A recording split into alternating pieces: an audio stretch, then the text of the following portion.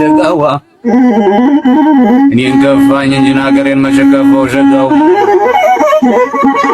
እኔን ከፋኝ እንጂ እኔን ከፋኝ እንጂ ሀገሬን መቼ ከፋው ሸጋዋ አበቀለ ግራር ዞን የማይገፋው ሸጋዋን ይናገሩኝና እናገራለሁ ስራች ይናገሩኝና እናገራለሁ ስል ባንታየን ይሉኛል መስታወት ይመስል መስታወት ይገዛል ሞኝ የጨዋ ልጅ ሸጋው። This church is built out of solid rock. Deep in the heart of Ethiopia lies the ancient town of Lalibela, home to one of the world's most remarkable religious sites. Carved from the top down, out of solid rock, these mysterious underground churches date back to the 12th century and are considered one of the greatest achievements of medieval architecture.